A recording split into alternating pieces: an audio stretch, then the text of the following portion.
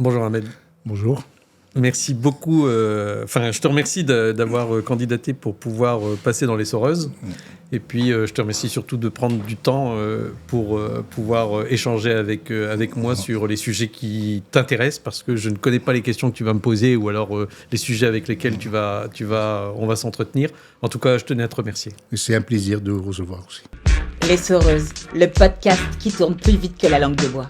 T'as des questions qui dérangent ? Des vérités qui doivent sortir ? Dans Les Soreuses, Karim Amrouni passe à la machine. Pas de blabla, pas de filtre, juste tes questions cash sur absolument tout. Dans Les Soreuses, tout passe. Et seules les vérités sortent intactes. Alors, prêt à lancer la machine ? Viens appuyer sur ton programme dans Les Soreuses. Si vous voulez qu'on commence avec les questions. Allez-y, Ahmed. Ma première question, en tant que père de famille, je m'inquiète pour mes enfants. Comment vois-tu l'avenir pour un père demain ? Alors, c'est une super question, Ahmed, parce que, comme tu le sais, je soigne quasiment 90% d'enfants. D'accord ? Et puis, j'ai cet échange régulièrement avec les parents des enfants que je soigne, parce que j'ai cet avantage de soigner des enfants plus ou moins jeunes, mais qui sont à 99% des cas accompagnés par leurs parents. Et la question qui revient systématiquement, c'est Dr Amrouni, comment on fait pour que les enfants puissent grandir normalement ? Est-ce que, certains me posent la question, est-ce que je dois rester à Roubaix ? Est-ce qu'à Roubaix, j'ai encore les moyens de faire grandir mes enfants honnêtement, proprement, normalement ? Est-ce que vous pensez que l'avenir, c'est possible encore aujourd'hui pour les enfants, les miens ou même ceux de mon voisin ? Moi, j'ai tendance à penser que dans chaque époque, on a ses difficultés. C'est sûr. Et puis, si l'humanité, à un moment donné, avait renoncé à faire des enfants, on serait où aujourd'hui ? L'enfant, c'est surtout le désir d'avenir. Vous, quand vous avez fait vos enfants, vous vous êtes dit, je peux pas laisser ma vie sans une forme de trace, et j'ai envie de transmettre ce que mon père et ma mère m'ont transmis, j'ai envie de le transmettre à ma progéniture. Mais quand on a dit ça, là, vous avez joué votre rôle de père. C'est-à-dire cette ambition que vous portez de vous dire que vous avez fait quelque chose de bien dans votre vie au travers de vos enfants. Et moi, quand je regarde ça, je me dis, mais c'est quoi la vie, quand on donne la vie, c'est quoi la volonté d'un père ou d'une mère de se projeter ? C'est d'éduquer ses enfants, d'accord ? Mais l'éducation ne peut pas se passer de l'instruction. Alors l'instruction, c'est l'école, d'accord ? L'éducation, c'est vous.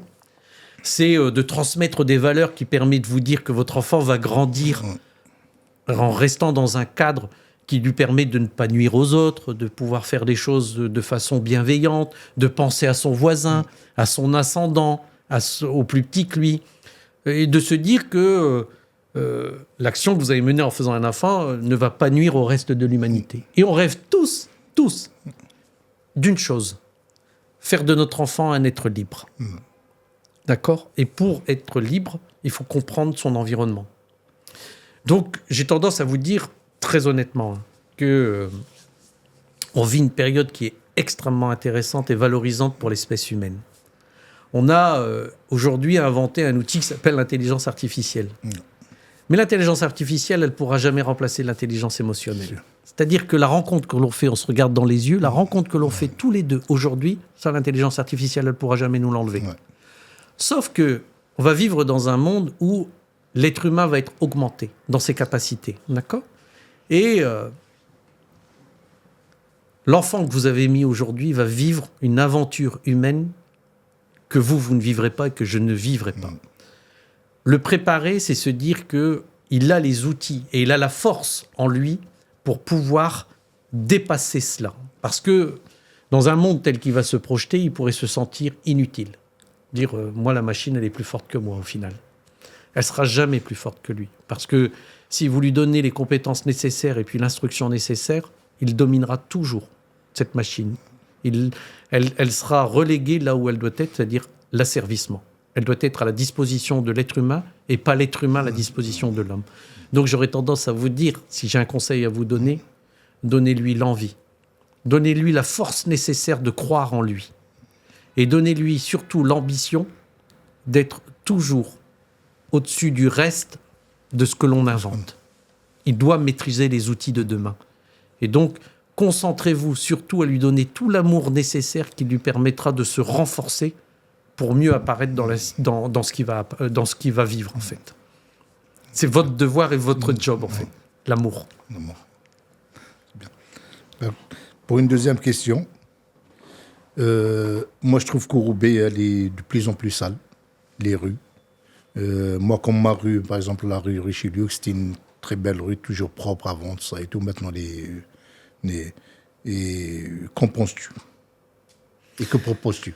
Alors, vous savez, moi, personnellement, une rue, elle est jamais sale par hasard. Ouais. D'accord? Et on ne peut pas dire au pouvoir public que c'est lui qui est venu déverser tout ce que vous voyez qui vous perturbe dans cette rue. Moi, je pense que c'est vos valeurs et votre système éducatif qui vous permet de dire « je ne peux pas continuer à vivre dans un amas de détritus ». D'accord? Vous vous dites « moi, je suis quelqu'un de respectable et qu'on doit respecter ». Or, l'amoncellement des ordures vous ramène à quelque chose qui vous nuit en termes d'image. Je ne peux pas être associé à cela. Ça reste des ordures. D'accord? Il y a deux choses à faire. Mettre en place un modèle éducatif qui nous permette de se dire qu'on doit respectivement collaborer déjà, mais respectivement avoir un respect mutuel en tant que voisin. D'accord? Ça veut dire que si j'arrive à faire en sorte que dans cette rue, les voisins se connaissent et se respectent en habitant un espace commun qui s'appelle la rue, alors on peut déjà dégager des marges de manœuvre. D'accord? Ça veut dire que, vous êtes celui qui peut alerter. D'accord? Dire, écoutez, la rue devient encombrée et ça m'encombre, moi. Et puis, vous êtes celui aussi qui peut faire la police. Dire à son voisin qui a sorti un canapé dans la rue, écoute, je t'ai vu sortir le canapé, t'as pas à sortir un canapé dans la rue. Si tu veux, même moi, j'appelle les encombrants et ils vont venir chercher ton canapé. D'accord? On ne s'en sortira pas, monsieur, si on ne se respecte pas les uns les autres. Et le problème dont vous parlez, c'est un manque de respect mutuel. Ce qui appartient au patrimoine commun, on en a chacun un bout de propriété. Un maire, tout ce qu'il pourra faire, c'est donner les outils pour assurer la propreté de la vie. C'est-à-dire passage régulier, essayer d'être le plus réactif possible si vous l'appelez, d'accord? Ça, c'est son devoir de maire. Mais l'apparition des détritus, c'est le devoir du citoyen. De le résorber, au moins d'en diminuer les quantités parce qu'elles sont abyssales, de le résorber et de se dire qu'il y a tellement d'outils déjà performants à sa disposition pour ne pas sortir, par exemple, son canapé, parce que ça, c'est quelque chose qu'on voit tous dans Roubaix, son canapé dans la rue, qu'on trouve que collectivement, la propreté de la ville, elle se fait entre le citoyen et le politique et le citoyen. Mais d'abord sur un modèle éducatif du citoyen qui se dit que la rue n'est pas un dépotoir. Mais troisième question. J'étais un père seul de nombreuses années. C'était une situation compliquée. Quel est ton regard là-dessus? C'est toujours... quand on se retrouve seul à éduquer des enfants, c'est toujours plus compliqué qu'un couple. D'accord? On ne peut pas être à la fois un père, une mère. D'accord? Moi, je pense que c'est dans notre société. C'est apparu parce que le nombre de divorces a été conséquent. Et c'est apparu comme ça, sans crier gare, sans que personne ne se rende compte de la difficulté qui va s'amorcer. Moi, je pense que vous êtes un homme courageux. Parce que ne jamais avoir lâché la barre de l'éducation de vos enfants et d'en faire la priorité de votre vie, pour moi, vous grandit énormément. D'accord? Mais il y a des difficultés auxquelles vous avez été confrontés, alors que si vous aviez été deux, c'est plus simple. J'en veux pour preuve, quand vous partez travailler, vous avez toujours à l'esprit que vous avez laissé vos enfants derrière, ils doivent aller à l'école. Est-ce que quand ils vont rentrer, ils vont pas faire de bêtises? Est-ce que tout va bien se passer? Est-ce qu'ils vont bien faire leurs devoirs quand vous ne serez pas là? Et que ça, un homme seul ou une femme seule, elle doit assumer la fonction de deux. Donc, parents, c'est 100% ou peut-être 50-50. Ça peut pas être que 50% de l'un. Moi, je pense qu'il faut définir les contours des difficultés et associer la puissance publique autour de ça. Par exemple, un truc tout bête, vous seriez débarrassé quand vous partez au travail, vos enfants sortent à 16h30 de l'école, vous seriez débarrassé si on avait un service municipal où on accueille les enfants pour leur faire leurs devoirs, par exemple, pour les aider à pallier ce manque. Parce que vous allez vous dire, c'est bon, il y a des adultes, c'est la force publique, ils emmènent mes enfants dans une salle de travail, des gens compétents vont les aider à faire leurs devoirs. Quand je vais les récupérer, j'aurai déjà ça en moins. Vous voyez ?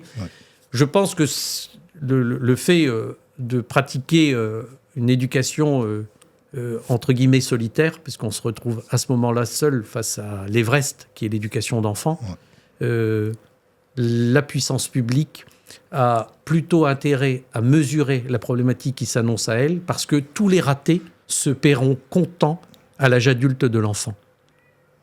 Tous ces moments où il aura été seul, tous ces moments où, parce que vous avez une contrainte mécanique qui est d'aller travailler pour ramener les moyens nécessaires pour l'éducation de vos enfants, tous ces moments où il a vu son père partir seul le matin travailler, où aucune aide n'avait été fournie et où la puissance publique a été quelque part absente, ne mesurant peut-être pas tout à fait les besoins d'une famille monoparentale, alors à ce moment-là, je peux vous dire qu'à l'âge adulte, la société paiera un très lourd tribut à cet handicap qu'on n'aura pas vu voir émerger ou venir. Monsieur Karim, c'est ma dernière question et je vous remercie de m'avoir reçu. Moi, j'ai une question à vous poser. Allez-y. Est-ce que vous êtes heureux à Roubaix ? Oui. Vous êtes heureux à Roubaix ? Oui. Et si vous étiez demain, vous aviez une baguette magique, qu'est-ce que vous changeriez à Roubaix ? Beaucoup de choses. Et la première des choses que vous changeriez, qu'est-ce qui vous a manqué le plus dans votre vie de papa seul avec ses enfants ? Qu'est-ce que vous auriez aimé que la puissance publique vous apporte ? Ce que vous m'avez dit tout à l'heure, déjà Une avoir une aide, déjà une aide pour les devoirs, tout ça et tout. Et c'est vrai, moi quand j'étais seul, j'avais un très grand magasin à Marc-en-Barreuil. Et je me rappelle ce jour-là que mon fils est tombé. Avant, il n'y avait pas de portable, il n'y avait que le téléphone fixe. Ils m'ont appelé, j'ai dû fermer mon magasin pour y aller, pour revenir à Roubaix, pour l'emmener à l'hôpital pour se faire suturer. C'était vraiment très très difficile pour moi d'être seul. Mais après, avec le temps, de ça et tout, j'ai appris beaucoup de choses. J'ai appris à faire à manger tout seul, j'ai appris à faire ça. Pendant des années, pendant 4 ans, je suis resté tout seul, après le décès de leur maman. Et voilà. Donc vous avez dû vivre le décès de votre épouse, la maman de vos enfants. Ouais. Vous avez dû vivre ce manque déjà affectif, et puis cette femme que vous avez aimée, et que vous, à mon avis, vous aimez encore. Et vous avez dû être projeté dans une vie où vous aviez vos enfants, vous étiez le dernier rempart à tout cela, et vous aviez conscience que si vous arrivait quelque chose à vous, ils allaient rester seuls. Voilà, bien sûr. Ouais, donc une grosse, non seulement émotionnellement, une époque très compliquée pour vous. C'était très très compliqué. Le début, c'était très compliqué. Ouais, je me doute. Et après, avec le temps de ça et tout, j'ai appris beaucoup de choses, ça et tout, et ça a commencé à devenir petit à petit. Je me suis remarié, j'ai ramené une femme qui s'est occupée encore de ça et tout. Je suis tranquille là maintenant pour ça.